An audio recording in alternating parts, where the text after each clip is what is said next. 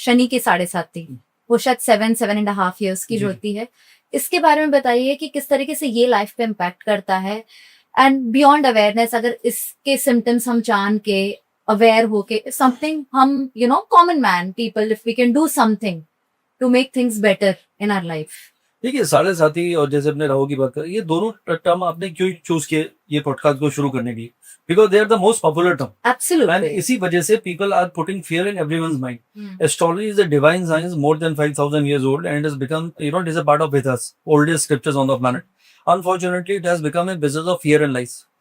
मैं जितना झूठ बोल के आपको डरा लूंगा उतना पैसा कमा लूंगा। तो मैंने कितने अभी वर्ड यूज किए होंगे या सेंटेंस यूज किए होंगे, या मैं आधे घंटे में जब अपनी क्लाइंट से बात करता हूँ, सेशन होता है मेरा, तो मैं बोले चले जा रहा हूँ नॉन स्टॉप, कब सांस ली याद ही नहीं है। तो लोगों के पास होती है 4 बातें बताने की। अरे आपकी गुरु चंडाल दोष है, कालसर्प दोष है, पितृ दोष है, और कुछ ना मिला तो आपकी 7.5 चल रही, और चंद्रमा से नहीं मिली तो उसे लगन से चालू कर दी। तो ये business of fear. I am not saying everyone is doing that. There are good astrologer who can guide a person. ज्योतिषी से अच्छा दोस्त हो ही नहीं सकता जब आपको पता ही नहीं है कि जिंदगी कहाँ जा रही है। When you are feeling lost, when somebody is really feeling low in his life, तो उसको एक सपोर्ट सिस्टम, एक होप, एक पॉजिटिव एस्पेक्ट की जरूरत होती है, एक डायरेक्शन की जरूरत होती है। वहां पे एस्ट्रोलॉजर काम आता है। अब एस्ट्रोलॉजर की जिम्मेदारी है कि वो उसको सही direction they. That is the purpose of astrology. जो मैंने कहा था अवेयरनेस सबसे पहले, that is the real purpose of astrology. But लोग क्या कर रहे हैं? डरा रहे हैं। शनि के 7.5 लोगों की राह भटका। 7.5 में मैं 26 ईयर से एस्ट्रोलॉजी कर रहा हूँ उससे। 7.5 मैंने देखा लोगों ने, they became millionaire from nowhere and billionaire if they were millionaire. लोगों को कहां से कहां पहुंचा देगा। Narendra Modi ji, he was the chief minister of Gujarat. उनकी 7.5 आई, he became prime minister of India 1 and 2। अब तो तीसरी बार बने हैं 7.5 के चलते। और you will be surprised to know that Rahul Gandhi और Narendra Modi have the same moon sign. दोनों की 7.5 एक टाइम चल रही।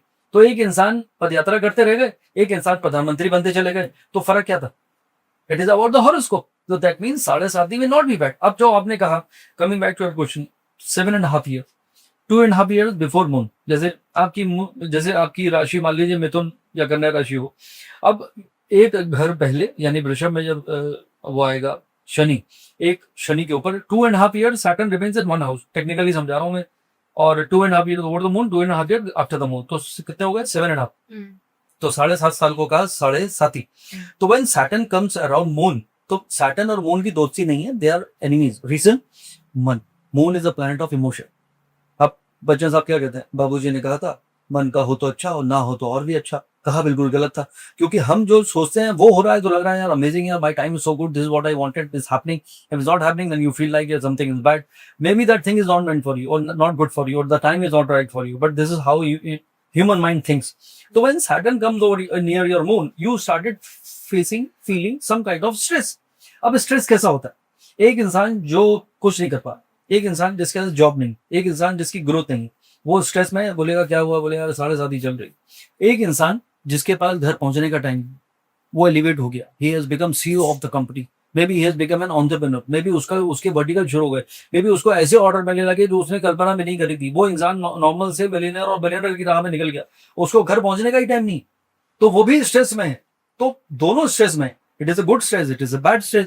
तो इज इट गुड और बैड? तो डिपेंड्स ऑन इंसान। जो इंसान है जिसकी 7.5 चल रही है, उस इंसान की कुंडली में शनि का प्लेसमेंट कैसा है, और मोर इंपॉर्टेंटली उसकी दशा क्या चल रही है।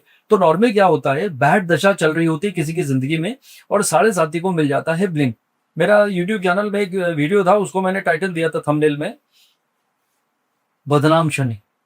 अरे यार शनि को बदनाम करो, जबकि 10th लॉर्ड जो होता है, name fame profession status and power, जिसको हम मकर राशि कहते हैं, उसका मालिक शनि।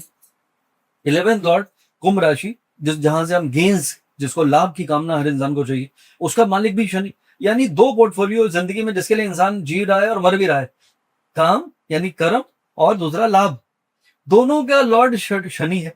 तो शनि से डर कैसे नहीं आप? शनि इज ए गिवर, तो शनि की कुछ कंडीशन अप्लाई है। शनि इज ए जज। तो आप रूल्स एंड रेगुलेशंस अगर फॉलो करते हैं, then you will be all good. अगर आप आज बोलें कि नहीं मुझे बहुत पैसे कमाने हैं and I will do something illegal in life, आप स्मगलिंग करोगे या किसी को धोखा दे दोगे या किसी को डिसीव कर दोगे या सब अनलॉफुल एक्टिविटी करोगे, may be you can earn loads of money, but one fine day you will be in situation. तो सैटर्न इज अ जज। तो when your Karma is not right, when your approach is not right, when your deeds are not right, when you're deceiving people, hurting people, harming people, जब आपको किसी का लेना देना नहीं है कि कोई इंसान आपकी वजह से किसी का नुकसान हो रहा है, तो सैटर्न विल पनिश यू। तो this is the law of karma actually. तो that is how it work. कर्म बोलना चाहिए, कर्मा हो गया। तो this is the law of nature. तो Saturn is not bad. Saturn gives you result as per the way your deeds are. तो लोगों ने उसको भी डराने के काम में यूज करते हैं, विच इज दिस नॉट। तो जितने इंडस्ट्रियल्स हैं, जो भी जितने लोगों की बड़ी बड़ी कंपनियां हैं या इंडस्ट्रीज हैं, बेसिकली माइनिंग हो गई, मैन्युफैक्चरिंग हो गई, कंस्ट्रक्शन होगा, और वो मिलियनर और बिलियनर हैं, वो कोई भी, आप एक एग्जांपल किसी का अगर आप जानते हो, मुझे उसकी कुंडली दिखाएगा, मैं आपको कुंडली से दिखा दूंगा इसकी कुंडली में why this person has become like this, इतना बड़ा, बिकॉज ऑफ शनि। तो जिसकी कुंडली में शनि अच्छा होता है वो इंसान को बियॉन्ड इमेजिनेशन देता है।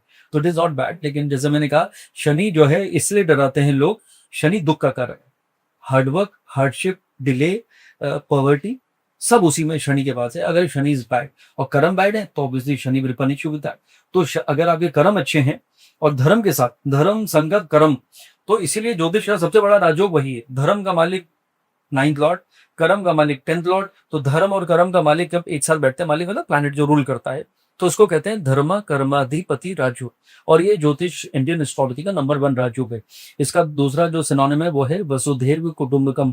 ये बच्चा पैदा हुआ है दुनिया के लिए कुछ करने के लिए, 1 world 1 family, and this is something which is beautiful. वह फिर भी मेरा एक ये क्वेश्चन है इंटरेस्ट में, क्योंकि आपने देखा जाए तो बहुत लॉजिकली बताया कि how Shani impacts positively and negatively, same Rahu कैसे इम्पैक्ट करता है पॉजिटिवली नेगेटिवली। बट जब हम एस्ट्रोलॉजर के पास जाते हैं, हमारा आइडिया होता है रेमेडी, जैसे हम डॉक्टर के पास जाते यही हैं। तो गलती करते हैं ना। देखिए, जब किसी को कॉमन कोल्ड है और कॉमन कोल्ड डॉक्टर को बताया कि 3 दिन में ठीक हो जाएगा, वो आपको विटामिन सी की गोली देगा, थोड़ा सा प्लेसिबो इफेक्ट होगा और आपका लगेगा कि सब ठीक होने वाला है। और या अगर डॉक्टर बदमाश है तो कहेगा नहीं, आपकी नाक की हड्डी बढ़ी हुई, ऑपरेशन कराना पड़ेगा। तो वो कैसे एक्सप्लॉइट कर रहा है? एस्ट्रोलॉजी भी वैसे ही है। तो वो आपको उसको पता है कि यार ये टाइम बिल्कुल भी इसकी दशा ठीक नहीं है, लेकिन ये शनि की 7.5 से डर के मेरे पास आया हुआ, या मैंने उसको डराया हुआ है। जो मैंने कहा ना, बिजनेस ऑफ फियर एंड लाइस। तो और मैं अगर बोलूंगा, देखिए ये तो बहुत ही समस्या है कि तो 7.5 आपकी चल रही है, भाई साहब 5 साल बाकी हैं। तो बोले पंडित जी अभी क्या करें? बोले इसकी पूजा करानी पड़ेगी। बनारस में 150 पंडित पूजा करेंगे, और आपका वो उसने देख लिया कि ये कौन सी गाड़ी में आया है, इसने मोबला का बैन लगाया, आपका पर्स कौन सा है, गुच्ची और ये सब आपके ब्रांड उसने देख ली, घड़ी देख ली, तो उसको आइडिया लग गया 5 लाख तो निकल ही आएंगे। तो that is how they calculate, and फिर आपकी पूजा कराएंगे। तब आपको लगेगा हाँ, ये एस्ट्रोलॉजर ने तो मेरा बहुत बढ़िया किया। और टाइम कब चेंज हुआ? जब चेंज होना था।